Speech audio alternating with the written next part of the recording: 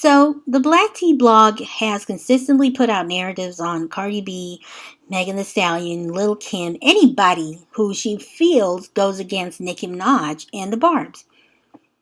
You can just take a scroll through her videos that she posts. You can see the headlines that she puts out.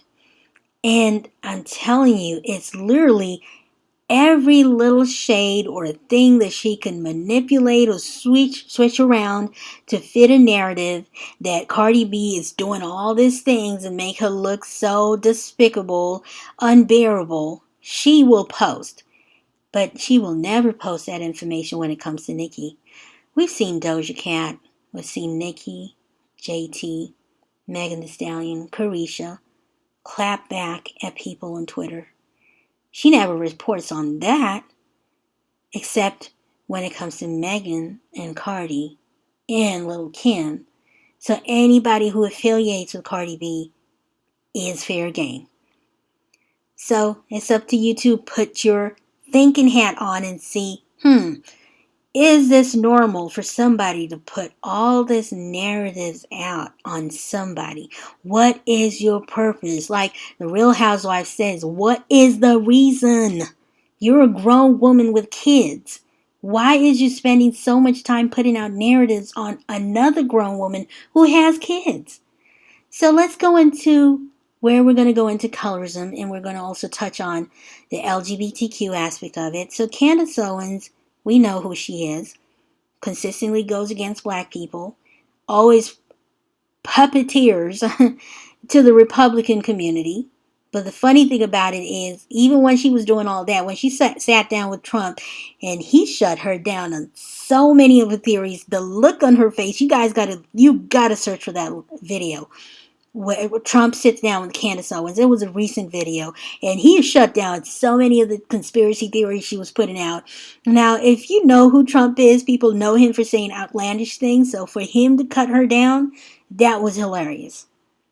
So, Candace Owens proceeds to say that Ken Barbie, who's affiliated with Cardi B, is a good friend of hers, is an adult man trying to dress up like a female, and that he has a mental disease for that. Now, all of us in the black community have fought this for a long time, where homophobia was very prevalent, but with time we have grown up. A lot more of us have known people, friends, family, who have come out as gay or as transsexual or just as an LGBTQ, decide not to be identified. That's in there. Now, not all of us accept it, but we don't have to project that hate. So she goes ahead to say it's a mental illness. So Ken responds and says, oh, so cross-dressing is an issue, but not gun control. And Candace goes ahead and says, oh, look, it's Ken Barbie. Busy, when he isn't busy telling us that we shouldn't talk to about obvious signs of mental illness in our society, you can find him on Instagram documenting his plastic surgeries and drag queen glow-ups. You see that, right? Guess who responds? BlackTea blog responds and says, this is why I mess with Candace heavy, in capital letters, heavy. We don't agree on everything, but she literally is clocking some of y'all with straight facts.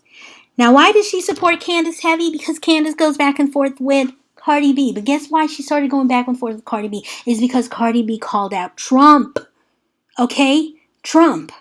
So, BlackTea blog is saying that she messes heavy with Candace, who consistently puts black people down, who consistently aligns herself with Trump and racists and Republicans who are racist, allegedly. But it's all on Twitter. Again, I always say allegedly because people have their opinions. You go and find it. The information is all on Twitter. And she's messing with Candace heavy. But guess what? We are going to look at what Meg Thee Stallion said about black run blogs, talking about her, but yet talk about protect black women. And she says, it don't get to me, but it's just weird. Like, don't post me and gaslight weirdo. Now, people started saying that, oh, she got backlash for saying that and talking about black blogs and protect black women. But there were people who were agreeing with her and saying that blogs such as Onsite were instigators. Now, who did a story on that is BlackTea blog. But guess what she was reporting on? She was only reporting on the fans that were calling out Megan Thee Stallion of using the black empowerment angle to further her career. But guess what BlackTea blog did on the blog just the other day when she was trying to come at Cardi? She said, "You always come at black bloggers when you have an agenda or when you have an issue with things."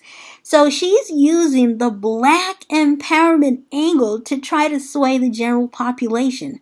But what you forget is Nicki Minaj used that same angle and it propelled Cardi B to the top. Like, she blew off further than anybody ever thought she could go. So you think that Nicki Minaj propelling that theory for years didn't work and you're going to do it and it works? The Shade Room lady tried to do the same thing and people were on there saying it is true. You are gaslighters. You guys don't present black people in a good way.